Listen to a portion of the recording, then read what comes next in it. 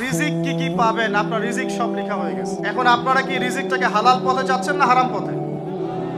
যদি হালাল পথে চান ওই অ্যামাউন্ট অফ রিজিকই পাবেন, যদি হারাম পথে চান ওই রিজিকই পাবেন, এর বাইরে যাবে না রিজিক। যাবে যাহলে সবর করেন, আল্লাহ পাক হালাল পথেই রিজিক দিবে ইনশাআল্লাহ তাআলা।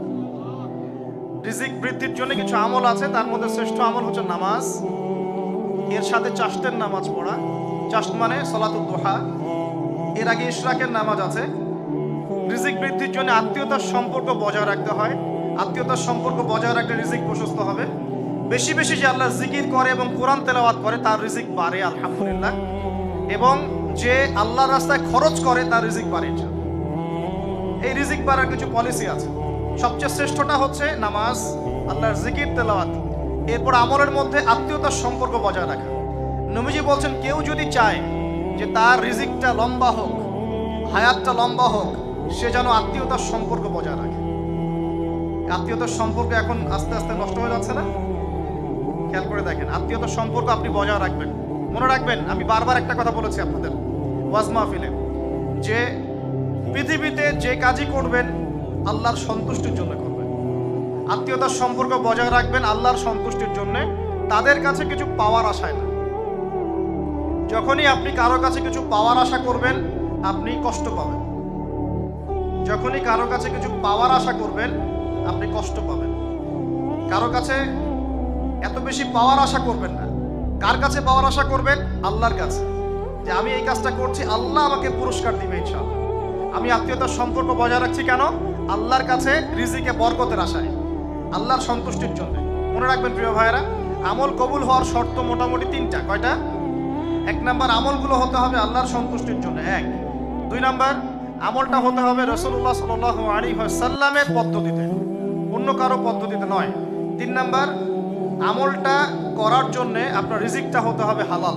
হারাম রিজিকের আমল আল্লাহর কাছে কবুল হয় না। আল্লাহ পাক আমাদের সবাইকে হালাল রিজিকের ব্যবস্থা করে দিন এবং রিজিকটাকে প্রশস্ত করুন, আমিন। তো রিজিক লেখা হয়ে গেছে। তিন নাম্বার লেখা হয়ে গেছে এ ব্যক্তি কি কি কাজ করবে দুনিয়ায়, এ ব্যক্তি দুনিয়ায় কি কি কাজ করবে সব লেখা হয়ে গেছে। এখন যদি একটা চোর বলে যে আল্লাহ পাক আমার তাকদিরে লিখেছিলেন যে আমি চুরি করব, তাই আমি চুরি করেছি। এখন যদি একজন ধর্ষক বলে আল্লাহ আমার তাকদিরে লিখেছিল যে আমি ধর্ষণ করব, তাই ধর্ষণ করেছি। এখন যদি যারা এই জনগণের কিছু সম্পদ আত্মসাৎ করে খেয়ে ফেলছে তারা যদি বলে আল্লাহ তাকদিরে লিখছিলেন জন্যই দুর্নীতি করেছি, তাহলে কথাটা কি হবে? গ্রহণযোগ্য হবে? এখন যদি দলিল দেয় তাকদিরে তো লেখা ছিল। এই আকীদাটার নাম হচ্ছে জাবারিয়া আকীদা। কি আকীদা? জাবারিয়া। এমন একজন ব্যক্তি উমর রাদিয়াল্লাহু আনহুর দরবারে এসেছিল, চোর চুরি করেছে, ধরা পড়েছে। উমর রাদিয়াল্লাহু আনহু বলেছেন হাত কেটে ফেলো। তখন সে বলছে যে আমার হাত তো কাটা যাবে না। কেন? আল্লাহ পাক তাকদিরে লিখেছেন আমি চুরি করব, তাই চুরি করেছি। উমর রাদিয়াল্লাহু আনহুর সামনে এই কথাটা বলেছে। আর উমর রাদিয়াল্লাহু আনহু কি বিচক্ষণ মানুষ ছিলেন না বোকাশোকা ছিলেন? বলেন, তার মতো শাসক পাওয়া যাবে? তার মতো আরো একজন শাসক আসবে ইনশাআল্লাহ পৃথিবীতে। তার নাম কি? নবী ঈসা আলাইহিস সালাম ইনশাআল্লাহ তাআলা। এবং তার আগে আরো একজন ইমাম আসবেন। তার নাম কি? তার নাম হচ্ছে মুহাম্মদ। কি নাম? তার নাম মুহাম্মদ, তার উপাধি হচ্ছে মাহদি। কখন আসবেন? যখন পৃথিবীতে যুদ্ধ বিগ্রহ ছড়িয়ে পড়বে, ব্যাপক আকারে মালহামা চলবে, তখন আসবেন। কাদের পক্ষে আসবেন? মুসলিমদের পক্ষে। কি উদ্দেশ্যে আসবেন? সারা বিশ্বে জুলুম তুলে ফেলার জন্য। এবং আরেকটা কি উদ্দেশ্য? ওই জেরুজালেম উদ্ধার করার জন্য। কোন জেরুজালেম? যেটা এখন ইহুদিরা দখল করে আছে। চারপাশে আরবরা, মাঝখানে ও কেমন করে দখল করে আছে? আরবদেরকে হাতের মুঠোয় নিয়ে নিয়েছে। এই কারণে মুনাফিকদের উপর টিকে আছে সে, এবং তার পশ্চিমা মিত্রদের উপর টিকে আছে। ঈসা আলাইহিস সালাম কেন আসবেন? এই জায়গাটা পুনরুদ্ধার করার জন্য। ঈসা আলাইহিস সালাম কি পরাজিত হবেন না বিজয়ী হবেন? কত বছর বিশ্ব শাসন করবেন? 40 বছর। এগুলো হবে বিশ্বে, এগুলো হওয়া এখনো বাকি আছে। আরো কি হবে? মুসলিমরা কনস্ট্যান্টিনোপল আবার জয় করবে। এই কনস্ট্যান্টিনোপলের মধ্যে ফিতনা দেখা দিবে অচিরেই, মুসলিমরা ওইটা আবার দখল করবে ইনশাআল্লাহ তাআলা। আরো কি হবে? বললাম ভূমিকম্পের বছরগুলো আসবে সামনে, এবং মুতায়নুন শাদীদ, মহামারীও আসবে। আরো কি? বড় বড় 3টা ভূমিকম্প বাকি আছে এখনো। আগে বলেছি লেকচারে, একটা পৃথিবীর পূর্বে, একটা পশ্চিমে, একটা মাঝখানে। এগুলো এখনো বাকি আছে। বিশ্বে অনেক কিছু হওয়া এখনো বাকি আছে। এখন যা দেখছি এগুলোই সব না, এগুলো চলে যাবে। সময় কি হবে? চলে যাবে। আরো নতুন সময় আসবে ইনশাআল্লাহ তাআলা। আমাদের দায়িত্ব কি? আমাদের দায়িত্ব পরিস্থিতি বুঝে দিন ধরে রাখা, আমল করা এবং মানুষকে দিনের দিকে আহ্বান করা। আমরা যদি দায়িত্ব পালন না করি তাহলে কি হবে? আল্লাহ পাক আমাদেরকে সরিয়ে দিয়ে নতুন কওম নিয়ে আসবেন।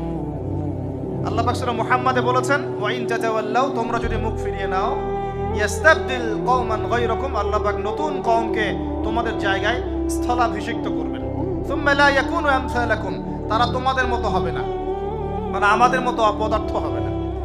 উম্মার বিজয়ের শর্ত কি? আল্লাহ সূরা মুহাম্মাদেই বলেছেন, ইন তানসুরুল্লাহ ইয়ানসুরকুম, তোমরা আল্লাহর দ্বীনকে সাহায্য করো তবেই আল্লাহ তোমাদেরকে সাহায্য করবে। ওয়া ইউসাব্বিত আকদামাকুম, তোমাদের পা আল্লাহ দৃঢ় করে রাখবেন। আমরা আল্লাহকে সাহায্য না করলে আল্লাহ পাক আমাদেরকে সাহায্য করবেন না। সিম্পল। আল্লাহ পাক সূরা রাদের মধ্যে বলছেন, ইন্নাল্লাহা লা ইউগাইয়িরু মা বিকওমিন হাত্তা ইউগাইয়িরু মা বিআনফুসিহিম, আল্লাহ পাক কোনো কওমের অবস্থা ততক্ষণ পরিবর্তন করেন না যতক্ষণ না সেই কওম তার নিজের অবস্থার পরিবর্তনের চেষ্টা করে। তাহলে আমাদের পরিবর্তন কেন হচ্ছে না? কারণ আমরা নামাজ ছেড়ে দিয়েছি। 90% মুসলিমের দেশে কত পার্সেন্ট নামাজ পড়ে চিন্তা করে দেখবেন। আমরা কোরআন ছেড়ে দিয়েছি। 90% মুসলিমের দেশে কত পার্সেন্ট বিশুদ্ধ করে কোরআন তেলাওয়াত করতে পারে একটু খোঁজ নিয়ে দেখবেন। কোরআন শুমারি করে দেখেন, নামাজ শুমারি করে দেখেন, তাহলে বুঝতে পারবেন। আর যারা কোরআন পড়তে জানে তাদের মধ্যে কত পার্সেন্ট কোরআনের অর্থটা বোঝে, এটা আরো বড় বিষয়। তারপরে আবার কারা মেনে চলে, এটা আরো বড় বিষয়। আর আমরা কতজন মানুষ দিন ইসলামকে সামগ্রিক দিন হিসেবে মানি, এটাও একটা বড় বিষয়। আমরা মানি ঠিকই, আংশিক আংশিক। যেমন ইবাদত বন্দেগীর জীবনে মুসলমান, অর্থনৈতিক জীবনে গিয়ে আবার সুদখোর, এমন না বিষয়টা? ইবাদত বন্দেগীর জীবনে আমি পাক্কা মুসলিম, কপালে সেজদার দাগ আছে মাশাআল্লাহ, দাড়ি টুপিও আছে মাশাআল্লাহ, কিন্তু ব্যবসায় গিয়ে মাপে কম দিচ্ছি না, ব্যবসায় গিয়ে আমি আরাম ভেজাল দিচ্ছি কিনা, এরকম হচ্ছে কিনা? হচ্ছে। কিন্তু সে কিন্তু মুসলিম এবং নামাজও পড়ে। তা আমাদের সমস্যা ভাই এখানেই। এখন এই সমস্যাটা সলভ করলে ইনশাল্লাহ সব সমস্যা সলভ হয়ে যাবে ইনশাল্লাহ। সমস্যাটা কি? আমরা ইসলামটাকে আংশিকভাবে মানি, পরিপূর্ণ জীবনে ইসলাম বাস্তবায়ন করতে পারছি না। আমি আপনি হয়তো কেউই পারছি না। ফখর করলে বলার নাই যে আমি খুব পারছি, আসলে আমিও পারছি না। কারণ এই যুগে এটা পারাটা খুব ডিফিকাল্ট। এই যুগে পারাটা কি খুবই কঠিন, কিন্তু এটাই তো এই যুগের চ্যালেঞ্জ। নবীজি বলেছেন, তোমাদের সামনে এমন যুগ আসছে যে যুগে ঈমান ধরে রাখাটা হাতের মধ্যে আগুন ধরে রাখার মতো হবে। তবে সুসংবাদ ওই যুগে তাদের জন্য যারা আমার সুন্নতকে আবার জীবিত করতে পারবে। যে আমার মৃত সুন্নতকে জীবিত করবে, আল্লাহ পাক ভালোবাসেন কিনা? তাহলে এই পুরো মহাবিশ্ব সৃষ্টি করে আল্লাহ পাক কি মহাবিশ্বের মধ্যে ভালোবাসা ছড়িয়ে দেন নাই? আল্লাহ রাব্বুল আলামিন 6 দিনে মহাবিশ্ব সৃষ্টি করে মহাবিশ্বের সব জায়গায় যার যার কাজ তাকে বুঝিয়ে দিলেন। কোন গ্রহ কি কাজ করবে, কোন সৌরজগৎ কেমন করে চলবে, দুনিয়া কিভাবে ঘুরবে, সূর্য কিভাবে উঠবে, চাঁদ কিভাবে আসবে, কোন মাখলুক কি কাজ করবে, ফেরেশতাদের কাজ কি হবে, ইত্যাদি ইত্যাদি। আল্লাহ পাক সমস্ত কাজ বুঝিয়ে দিলেন। সূরা আলিফ লাম মিম সেজদা, হামিম সেজদার মধ্যে আছে, পড়ে দেখবেন। আল্লাহ পাক পুরো মহাবিশ্বের দায়িত্ব বন্টন করে দিলেন। এবার আল্লাহ রাব্বুল আলামিন কি করলেন শোনেন। আল্লাহ রাব্বুল আলামিন বলছেন, এই পুরো মাখলুক কায়নাত সৃষ্টি করার পর আল্লাহ পাক তার রহমতকে 100 ভাগে ভাগ করলেন। কত ভাগে? আল্লাহ পাকের দয়া, রহমত, ভালোবাসাকে 100 ভাগে ভাগ করলেন। ভাগ করে এক ভাগ, মাত্র এক ভাগ আল্লাহ পাক পুরো মহাবিশ্বে ছড়িয়ে দিলেন। বলেন সুবহানাল্লাহ। বাকি 99 ভাগ রহমত আল্লাহ পাক তার কাছে রাখলেন। এই এক ভাগ ভালোবাসার কারণেই এই যে সন্তান কান্না করলে মায়ের বুক ফেটে যায়, সন্তান অসুস্থ হলে বাবার বুক ফেটে যায়, যেই বাবা সহজে চোখের পানি কাউকে দেখায় না, সেই বাবা জায়নামাজে দাঁড়িয়ে চোখের পানি ছাড়তে থাকে। এই এক ভাগ রহমতের কারণে আমরা দেখি যে রাস্তার কুকুর পর্যন্ত তার বাচ্চাকে চাটে, আদর করে, মহব্বত করে। এই এক ভাগ রহমতের কারণে আমরা আমাদের স্ত্রীদেরকে মহব্বত করি, স্ত্রীকে সুখে রাখার জন্য জীবনটা পর্যন্ত বিলিয়ে দেয়। সকাল থেকে রাত পর্যন্ত কোনো কোনো ক্ষেত্রে হারাম পথে যেতেও দ্বিধা করি না, স্ত্রী সন্তান সুখে থাক এই আশায়, তাই না ভাই? এই এক ভাগ রহমতের কারণে গাভী দেখবেন, গাভী তার বাচ্চাকে প্রসবের পর চাটে, গাটা চেটে পরিষ্কার করে দেয়। এই এক ভাগ রহমতে পুরো কায়নাত টিকে আছে। আর নবী সাল্লাল্লাহু আলাইহি ওয়াসাল্লাম বলছেন, বাকি 99% রহমত আল্লাহ পাক তার কাছে রেখেছেন। এই রহমত এবং ভালোবাসা দিয়ে আল্লাহ পাক কিয়ামতের মাঠে মানুষকে মাফ করবে ইনশাআল্লাহ। তার মানে বলেন আল্লাহু আকবার। তার মানে আমরা আশা করতে পারি ইনশাআল্লাহু তাআলা আমরা আল্লাহর জান্নাত পাবো ইনশাআল্লাহ। পাবো কি না? শুধু একটা কাজ যদি উম্মত করতে পারে জান্নাত পাবে। বলে দেব কোনটা? অনেক কাজই আছে কিন্তু স্পেশাল একটা কাজ, একটা। আল্লাহ রাব্বুল আলামিন মেরাজের রাতে তার নবীকে উঠিয়ে নিয়েছিলেন, উঠিয়ে নিয়ে কাছে নিয়ে আসছেন, একদম কাছে, আর যে আরশের কাছাকাছি। নবী সাল্লাল্লাহু আলাইহি ওয়াসাল্লাম বলছেন ওই সময় তার উপর 3টা স্পেশাল ওহী করা হয়েছে। কয়টা? 3টা। একটা হচ্ছে 50 ওয়াক্ত নামাজ। কত ওয়াক্ত? এটা কমতে কমতে কমতে কত ওয়াক্ত হয়েছে? 5। 5কেও কমানোর জন্য কোন নবী বলছিলেন? মুসা আলাইহিস সালাম বলছেন 5ও পারবে না, কমাই নিয়ে আসেন। 5ও যে পারবে না, মুসা আলাইহিস সালাম কেমন করে জানলেন? তার উম্মত 2 ওয়াক্ত নামাজ পড়ে। কয় ওয়াক্ত নামাজ ফরজ ছিল? ওই 2 ওয়াক্ত তার আদায় করতে পারে নাই। এই অভিজ্ঞতা থেকে তিনি বলেছেন যে আপনার উম্মত 5 ওয়াক্ত পারবে না। সত্যি না মিথ্যা কথাটা? আসলেই কি উম্মত 5 ওয়াক্ত নামাজ পড়তে পারছে? আচ্ছা, যাই হোক, আল্লাহ পাক আমাদেরকে পড়ার তৌফিক দান করুন। দ্বিতীয় ওহী হচ্ছে সূরা বাকারার শেষের 3টা আয়াত। কয় আয়াত? সূরা বাকারার শেষের 3 আয়াত ওহী করেছেন কে? আল্লাহ রাব্বুল আলামিন। কোন ব্যক্তি যদি রাতের বেলা সূরা বাকারার শেষের 3টা আয়াত পড়ে সারা রাত ইবাদত করেন নাকি পাবে ইনশাআল্লাহ। আর 3 নাম্বারটা হচ্ছে স্পেশাল, সেটা হচ্ছে আল্লাহ পাক বলেছেন, হে মুহাম্মদ সাল্লাল্লাহু আলাইহি ওয়াসাল্লাম, বলেন সাল্লাল্লাহু আলাইহি ওয়াসাল্লাম, তোমার উম্মতের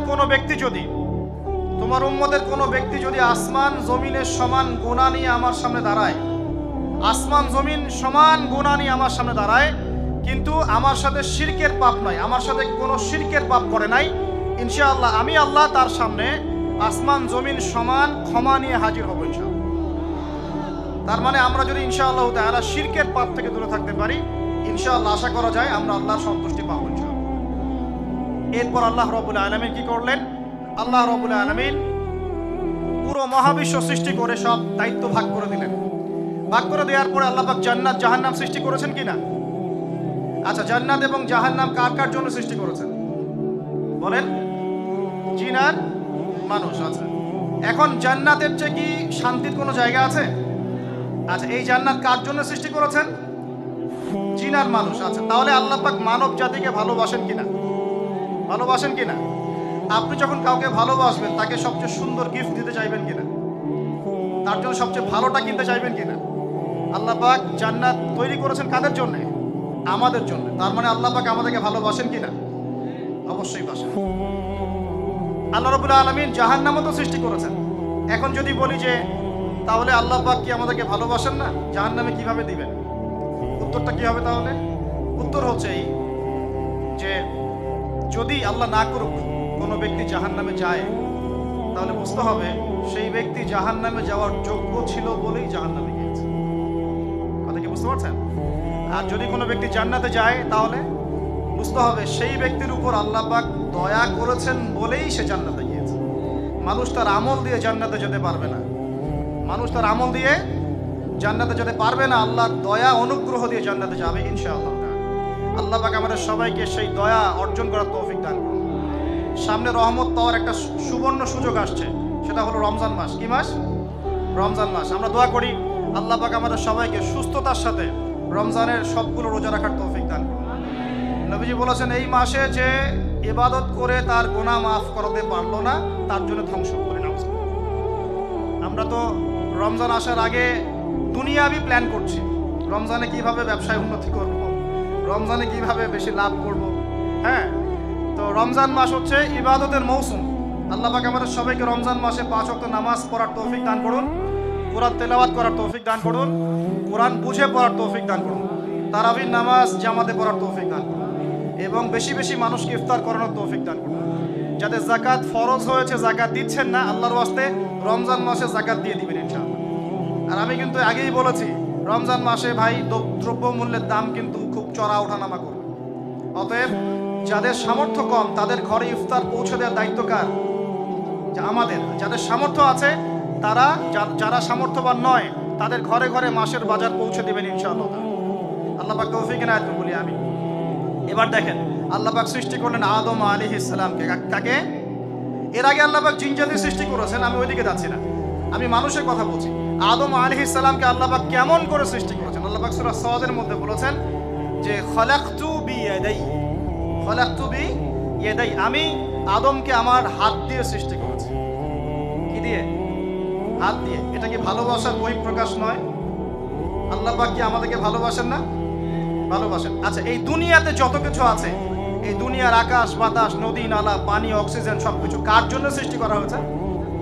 গরু ছাগলদের জন্য, মানুষের জন্য? মূল দায়িত্ব কার? মূল অধিকার কার? মানুষের নয় কি? তাহলে এই পুরো বিষয়গুলোকে আল্লাহ পাকের ভালোবাসার বহিঃপ্রকাশ নয়? হ্যাঁ।